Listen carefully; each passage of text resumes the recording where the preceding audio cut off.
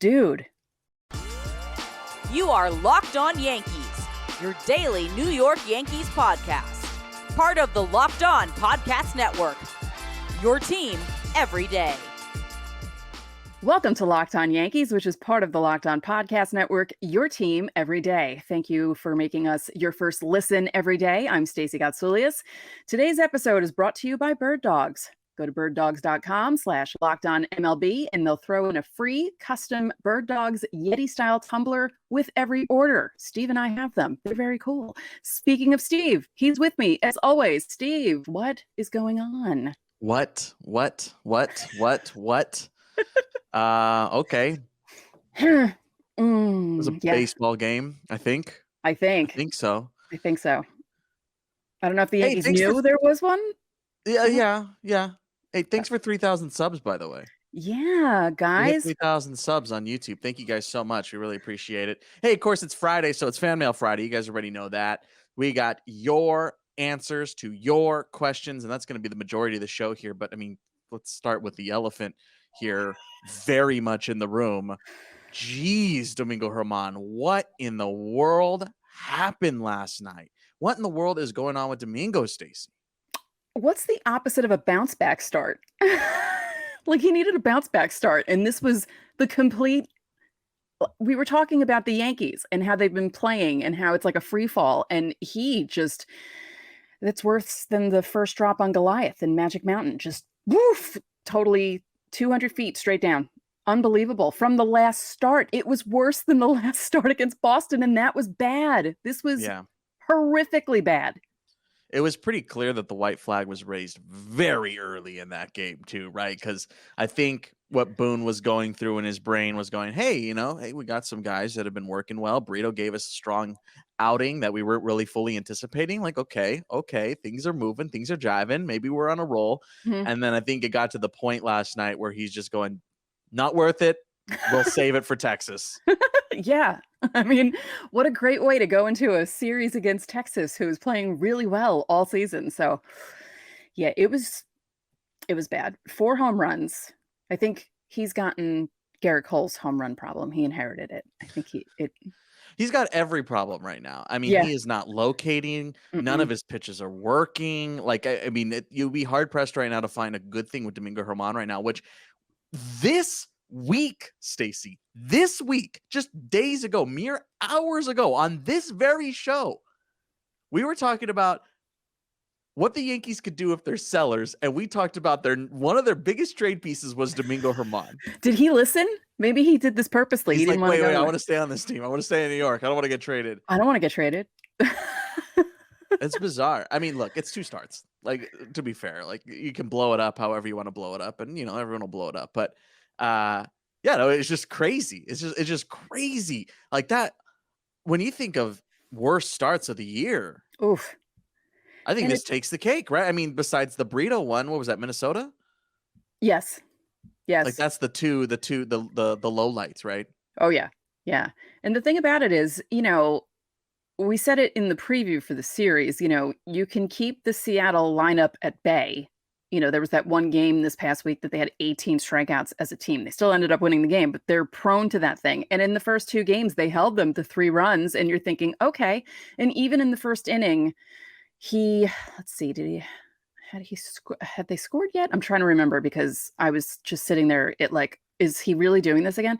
He did get one really good strikeout. Like there was a good pitch for strike 3 and I can't remember who. And I thought, okay, maybe that'll help him. And then he fell apart. Are you sure you're not confusing him for Isaiah Kiner-Falefa? That's another thing. Someone said, it's a bad year when Isaiah Kiner-Falefa has thrown more innings than Carlos Rodon. Oh, man. Oh. Hey. I saw that on Twitter. Somerset counts. Eastern League innings count. That's true. But it was I was just like, that's just the way this year is going. It's just. Wait, IKF first 2 outings, were they both an inning each? How many innings has IKF actually thrown this year? Because Carlos Rodon has thrown 3. Oh, okay. With the Patriots earlier this week. So we could. I don't know the numbers off the top of my head, and it's not worth the joke to look it up. But there's something there. And, they didn't have a hit until. Yeah.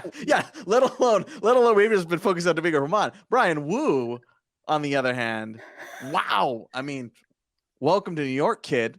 I felt like that could happen just with the way the offense had been, that they're going to see someone they've never seen before. And we talked about it. He skipped AAA, and you thought maybe the Yankees might have a chance against this kid. Nope. They looked awful. So many of them looked awful. Josh Donaldson can't even play the field anymore. We didn't even get into that play. What in the... Yeah, the yakety sax. Just it was like watching the Bad News Bears or the Keystone Cops. It's such a bad way, because I say this all the time. When you win 2 out of 3, I feel like it's always better to win the second 2, or maybe do a sandwich where you win the first one and you win the last one. But when you win 2 out of 3, but you lose the last game in such a bad way like this, it doesn't even make the 2 out of 3 feel good. This doesn't feel good. This feels awful. Like I said, they're going against Texas this weekend.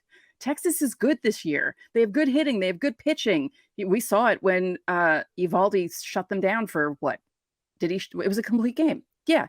So who knows what's going to happen this weekend? It's so scary to think about. What a game. Hey, like you said, though, they did win the series. You'll take the 2 of 3, especially considering coming off of the sweep against Boston this past weekend. You'll take 2 of 3.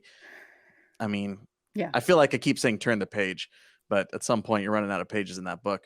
Hey, it's Fanmail Friday, Stacey. As always, we're going to spend the rest of the show today answering a bunch of your questions. Of course, if you want Fanmail Friday priority, all you have to do is sign up for Subtext. All the information is in the episode description. Subtext is a brand new platform we have here for Locked On Yankees. You get a bunch of perks with it. You get roster moves and information from us. You get one-on-one conversations where we're texting people tonight about that game. So we haven't had a bunch of fun over there. Again, all the info is in the episode description. So we're going to answer our subtexters first, as we're going to do moving forward, by the way. So if you want to be answered first and have guaranteed answers for your questions, make sure to sign up. This one, Stacey, coming from Bet or Betty. We don't know. Just reading it. So thank you so much for your question. Asking us, what was this? Yesterday morning. Hey, do you think Stanton would be less injury prone if they would play him more in the field, keeping his muscles working rather than DH, where he's got to swing and run cold? Stace, he was in the outfield actually last night. He started in right field, obviously got pulled, and they let Oswaldo come in. Yeah. The journeyman, Oswaldo Cabrera. But Stacey, this idea, I mean, the Yankees are clearly playing it safe by not putting him in the outfield. Do you think this is maybe hurting him more than helping him? I think it might be, because I know the other day I said the complete opposite and said I'd rather him not play the field. But I think that this kind of has a point here where when you're a DH, I know sometimes they go into the clubhouse and they maybe like go on a stationary bike or something to keep their legs going so they're not completely cold. But I feel like there might be some merit to this where maybe he should play the field a couple times a week, and maybe that will help him from, hurting a hammy or hurting a calf. I mean, just any way you slice it, the second he steps on the field or anybody steps on the field, they can get hurt anyway, right? I mean, they can get hurt like Willie Calhoun running to first. I haven't even brought this up. Former Yankee Gio Urshela was running to first, tripped, broke his pelvis out for the year. I mean, horrible. And best wishes to Gio. We love Gio over here. And that's a shocking injury, because it didn't, it didn't look great when it happened, but it didn't look like season ending. No, not at all. Yeah. Super, super tough. But yeah, I mean, I think you might have a point here of putting him in the outfield and letting it ride. I mean, either way, you're taking a flyer at this point. Either way, you're gambling. So I don't know. I'm curious to see what our viewers think of that. Why don't you guys go ahead and answer it? Sound off down below. Of course, while you're down there, you can click our episode description and find out more about Subtext. Again, you get tons of perks with it. You get Fanmail Friday priority. You get roster move infos. And boy, you've been getting a lot of text from me the last couple of days with all these roster moves, but not just the roster moves. We tell you why these roster moves are happening and how come they choose Oswaldo over Franchi, or why would they, we're seeing this move come before this move, and why is Crook back down? Things like that. We're answering those questions before you even have them. So it's great to sign up. Again, you get a 14-day free trial, and we're going to answer more of our subtexters and some of our regular viewers in the coming segments. So stick around.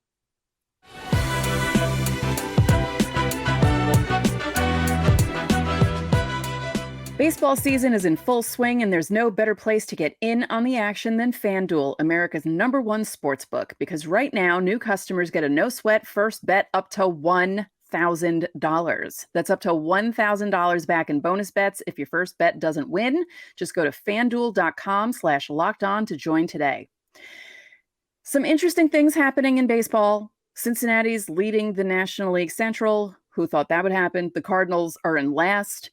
I don't know if I would bet on Cincinnati to finish first, but I would probably bet on the Cardinals not finishing last. So maybe do that. So don't miss your chance to snag a no-sweat first bet up to $1,000 when you join FanDuel today. Just go to FanDuel.com/lockedon to sign up. FanDuel, official partner of Major League Baseball. Major League Baseball trademarks used with permission.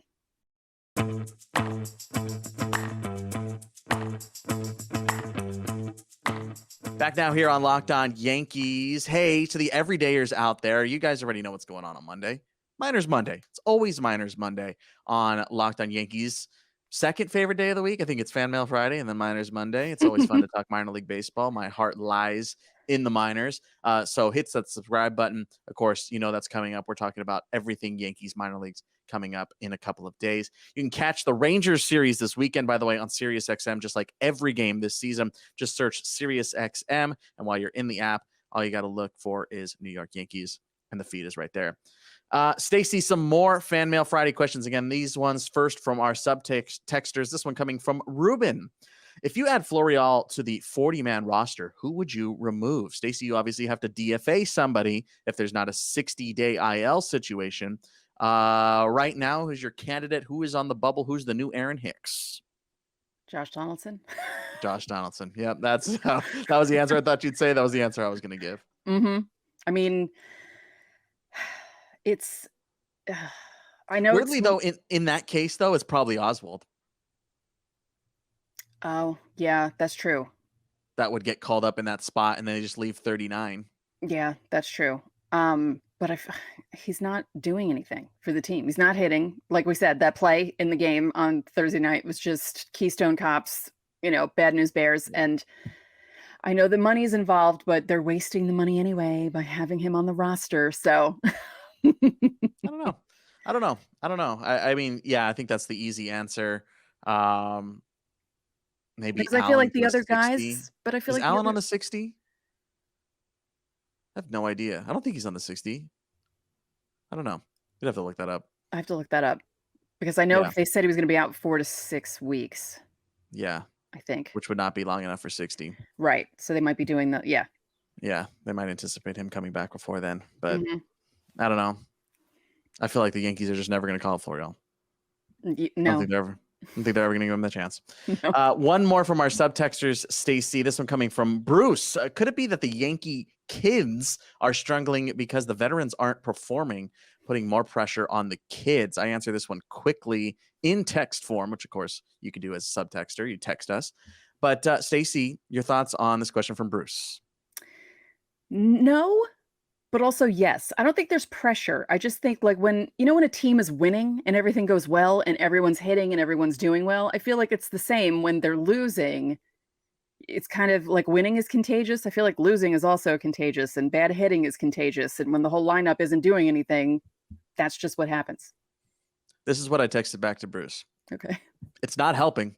It's not helping. No, it's not. Yeah.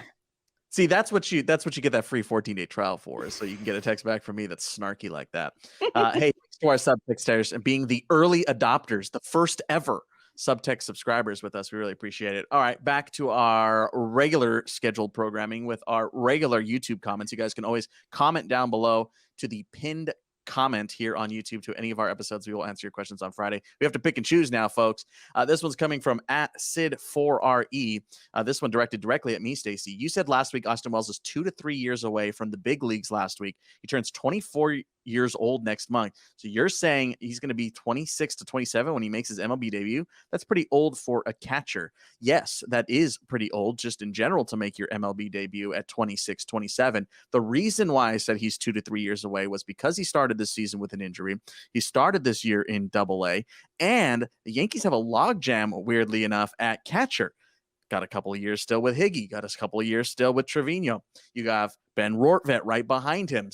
Or right in front of him rather. So I think there's a problem there a little bit because you got 2 more years, I think, of Higgy and I think 3 of Trevino or 2, something like that. They got a couple years left here. That's why I said 2 to 3 years. And when I say 2 to 3 years from the big leagues, I'm not saying from his debut. I'm saying from being a major leaguer.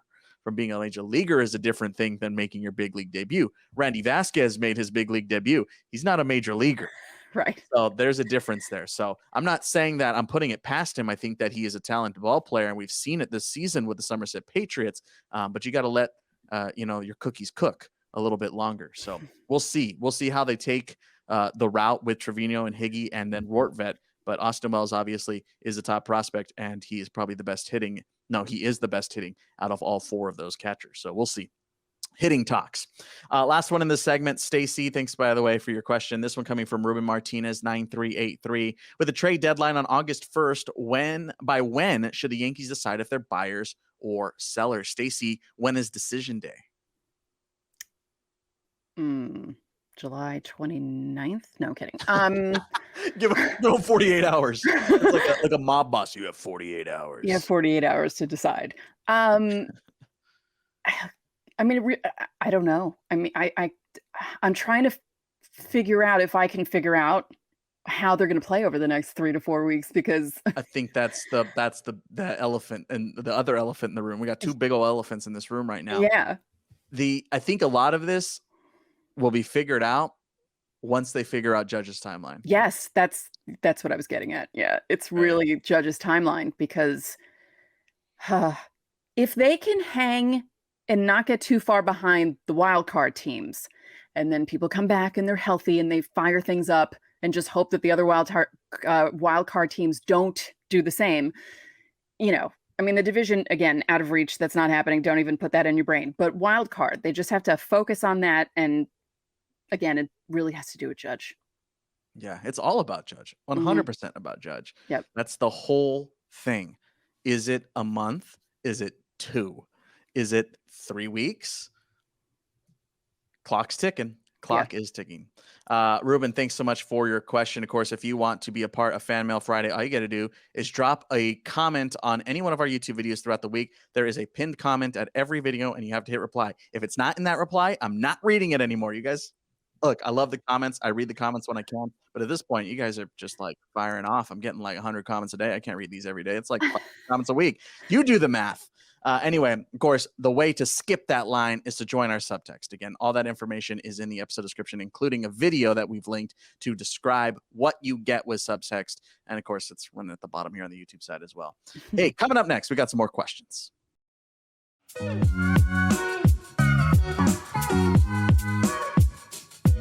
Back now on Locked On Yankees, final segment of the week, Stacey. Hey, don't forget, the weekend series with the Texas Rangers starts tonight in the Bronx. Of course, the Rangers in town for a 3-game set. You can catch all the action on SiriusXM. That's what Stacey does. Hey, more questions. These ones coming from our YouTube comments, as always. This is a newcomer, Stace. I haven't seen this name before. This is coming from Griff on Claw. What has Dillion Lawson done for the Yankees since his hire? Judge was the only guy that took to his style. What has Matt Blake done with starting pitching since his hire? Why is Dr. Ahmad still the team physician after Montas and Rodon? I don't understand the leniency or patience of Hal Steinbrenner. He's a strong contrast to his dad. But come on, you're telling me there isn't a highly coveted hitting coach out there worth the bucks for a $1 billion valued organization? This is exasperatingly bad. Griff on Claw, pop off king. Hey, I'm going to say this much, Stacey. I've said this before on the show in regards to Dillion Lawson and Matt Blake.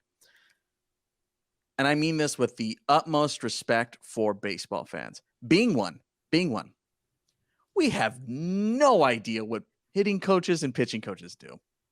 We really don't. Yeah. We really don't. 99% of what they do is behind the scenes.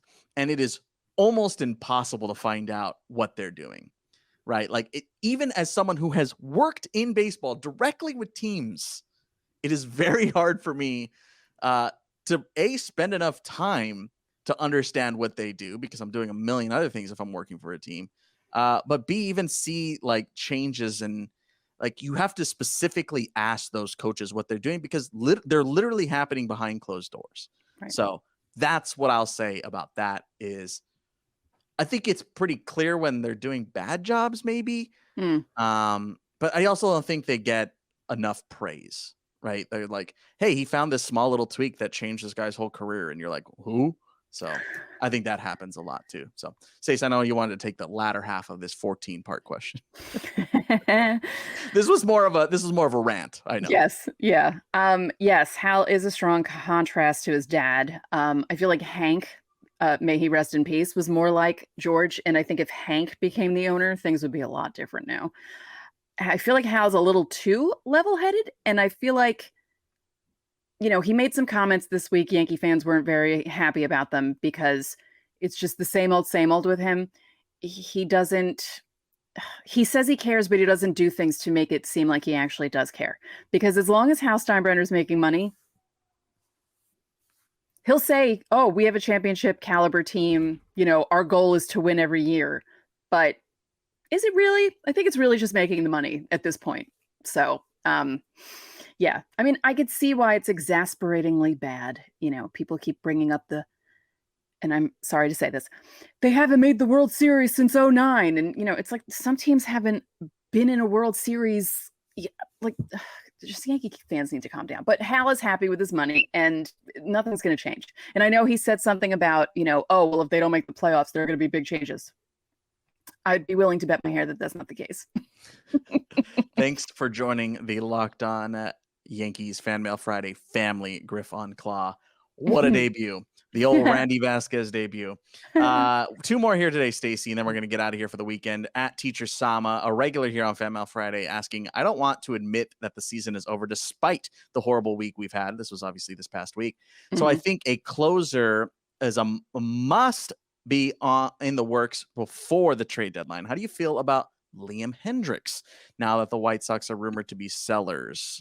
Stace, I love Liam Hendriks as a person, as a pitcher, as a personality. I think he is one of the coolest dudes in baseball. I want him always to be pitching for whatever team I'm rooting for. How do you feel about Liam Hendriks? Same. He seems like a really cool dude. It'd be fun to hear him curse on games because he does all the time. But do they need a closer? Yeah, like, do they need one? Because they basically have, like, as we've been saying all season, the closer by committee. And, I feel like the bullpen is the least of their worries right now. It's the rotation and the offense.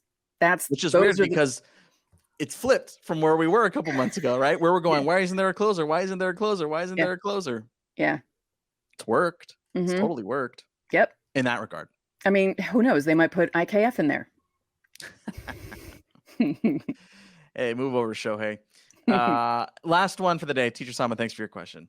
At J Manuel 1. This is maybe the sourest note to end on, Stacey, but I just want to see your reaction to this.